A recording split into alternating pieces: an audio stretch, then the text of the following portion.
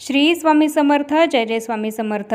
पुन्हा एकदा अगदी मनापासून मी तुम्हा सर्वांचं या आपल्या चॅनलवर स्वागत करते. सध्या पितृपक्षाचा पंधरवडा हा सुरू आहे आणि या पितृपक्षामध्ये येणारी इंदिरा एकादशी ही पितरांच्या सेवेसाठी अत्यंत महत्त्वाची आणि खास अशी मानली जाते. ज्यांचे पूर्वज हे एकादशी तिथीला मृत्यू पावले असतील त्यांनी आजच्या दिवशी म्हणजेच सोमवारी एकादशीचे श्राद्ध हे करायचे आहे. आणि इंदिरा एकादशीचा उपवास जे कोणी एकादशीचा उपवास करत असतील त्यांनी एकादशीचा उपवास उद्या मंगळवारी करायचा आहे. आपल्या पितरांना सद्गती लाभावी आणि त्याचबरोबर त्यांचा आशीर्वाद आपल्याला मिळावा याकरता या पितृपक्षामध्ये येणारी ही जी एकादशी आहे इंदिरा एकादशी, या दिवशी जर आपण पितरांसाठी सेवा केली तर त्यांना खरंच सद्गती मिळत असते आणि त्यांचा आशीर्वाद आपल्यावर कायम राहत असतो. प्रत्येक एकादशीला आपण भगवान विष्णूंची सेवाही करत असतो. त्याचप्रमाणे या पितृपक्षातल्या इंदिरा एकादशीलासुद्धा आपल्याला भगवान विष्णूंची सेवा करायची आहे आणि त्यांना आपल्या पितरांच्या सद्गतीसाठी प्रार्थनासुद्धा करायची आहे. तर या दिवशी आपल्याला भगवान विष्णूंची कोणती सेवा करायची आहे याबद्दल मी तुम्हाला या व्हिडिओमध्ये सांगणार आहे. त्यामुळे हा शेवटपर्यंत व्हिडिओ तुम्ही नक्की बघा. ज्या व्यक्तीचा आत्मा हा यमलोक किंवा पितृलोकामध्ये अडकला असेल त्याच्या मोक्षासाठी इंदिरा एकादशीचे व्रत हे केले जात असते. पितृपक्षामध्ये येणाऱ्या इंदिरा एकादशीचे महत्त्व सांगताना युधिष्ठिराला श्रीकृष्णांनी सांगितले होते की इंदिरा एकादशीच्या व्रताने पितरांना अधोगतीपासून मुक्ती मिळत असते. हे व्रत केल्याने मनुष्य हा पापमुक्त होतो, त्याला भगवान विष्णूंचा आशीर्वाद मिळतो आणि त्याला वैकुंठामध्ये स्थान मिळते. इंदिरा एकादशीचे व्रत हे केल्याने आपल्या पितरांनासुद्धा सद्गती मिळते आणि त्यांची अधोगती होण्यापासून त्यांना मुक्तताही मिळत असते.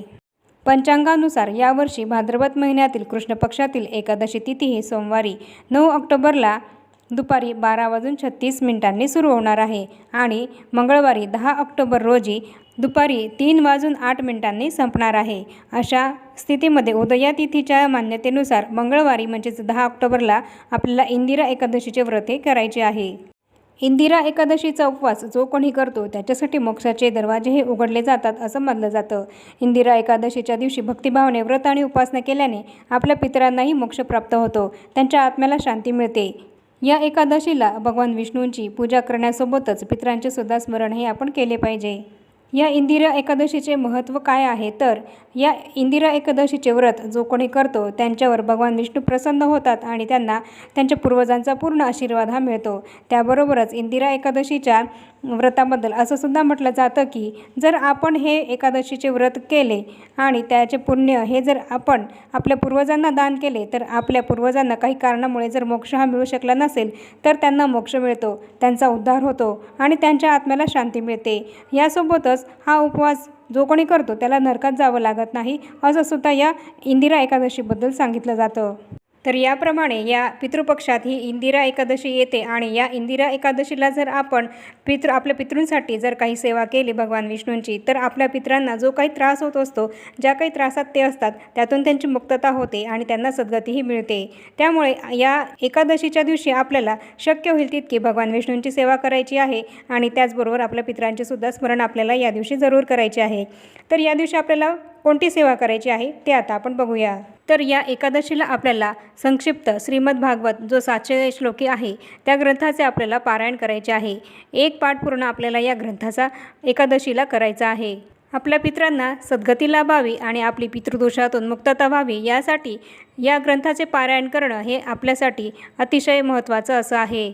आणि त्यामुळेच आपल्याला एकादशीच्या दिवशी म्हणजेच उद्या या ग्रंथाचे पारायण हे जरूर करायचे आहे. या एकादशीला आपण ही जी सेवा करणार आहोत ती फक्त आपल्या पितृंसाठी आपल्याला करायची आहे. त्याबरोबरच आपल्याला या दिवशी विष्णू सहस्रनामाचे हे सुद्धा पठण करायचे आहे. आणि जर शक्य झालं तर तुमच्या घरात बाळकृष्णाची जी मूर्ती असेल तिला तुळशीपत्र हे अर्पण करून विष्णू सहस्रनामावली याचे सुद्धा पठण तुम्ही या दिवशी जरूर करा. त्यासोबतच व्यंकटेश स्तोत्राचे पठण करायला सुद्धा या दिवशी विसरू नका. आणि भगवान विष्णूंना हात जोडून प्रार्थना करायची की आमच्या पितृंना सद्गतीही मिळवू देत, त्यांना जो काही त्रास होत असेल तो कमी होऊ देत. असं आपण केल्याने आपल्याला आपल्या पितरांचासुद्धा आशीर्वाद मिळतो आणि भगवान विष्णूंचासुद्धा आशीर्वाद मिळत असतो.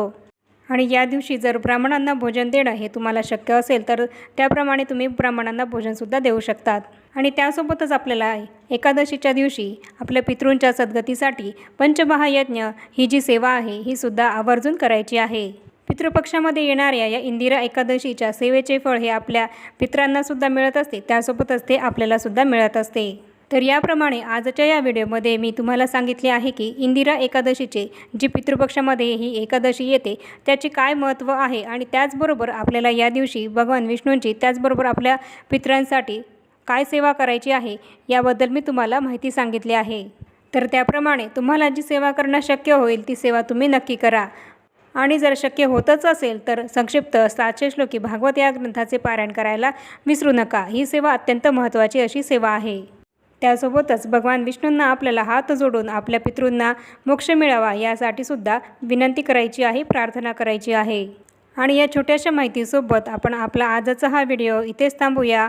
आणि हो, चॅनलला जर पहिल्यांदाच आला असाल तर चॅनलला जरूर सबस्क्राईब करा आणि या व्हिडिओतली माहिती जर तुम्हाला आवडली असेल तर या व्हिडिओला जास्तीत जास्त लाईक आणि शेअर जरूर करा। आणि भेटूया पुन्हा अशाच नवीन एका माहितीपूर्ण आणि महत्त्वपूर्ण व्हिडिओसोबत। तोपर्यंत सर्वांना श्री स्वामी समर्थ।